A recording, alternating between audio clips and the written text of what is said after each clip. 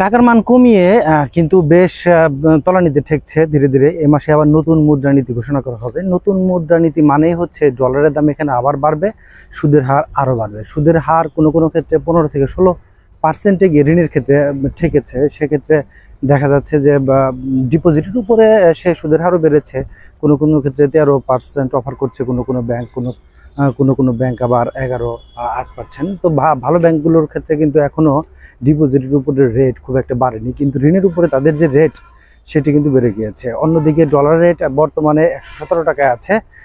তো খোলা বাজারে কিন্তু সেটি অনেক বেশি। খোলা বাজারে আপনার 24 থেকে 25 টাকা কিন্তু সেল হচ্ছে। তো দেখা যাচ্ছে যে ডলারের যে রেট সেটি কিন্তু বাজার ভিত্তিক করার জন্য IMF চাপ দিচ্ছে, এবং অন্যান্য যে অর্থনীতিবিদরা তারাও বলছে যে ডলারের রেট বাজার ভিত্তিক করা প্রয়োজন। অন্যদিকে সুদের হারটাও এখনও কিছুটা ধরে রাখা হচ্ছে, এটিও ছেড়ে দেওয়া উচিত। ব্যাংকগুলোর স্বাস্থ্য বা আর্থিক অবস্থা কিন্তু খারাপ।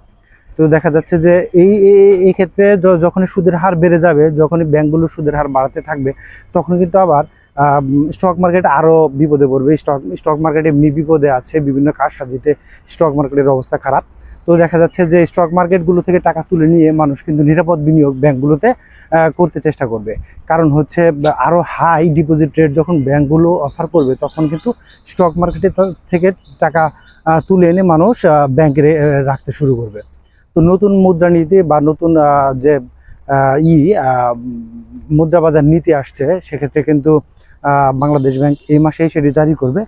সেদিক থেকে এই বিষয়গুলোর উপরে মূলত চাপ সৃষ্টি হবে এবং হ্রাস বৃদ্ধি হবে। হ্রাস তো হবেই না, বরঞ্চ বৃদ্ধি হবে। সমস্ত কিছুতেই বৃদ্ধি হবে। কারণ হচ্ছে অর্থনীতিবিদদের চাপ এবং IMF-এর চাপে ব্যাংকগুলো তাদের নীতি পরিবর্তন করতে বাধ্য হচ্ছে। তো এই বিষয়ে আরও কিছু জানতে আপনি চাইলে ভিডিওর ডেসক্রিপশনে কমেন্ট করতে পারেন, আমি জবাব দেওয়ার চেষ্টা করব। ধন্যবাদ।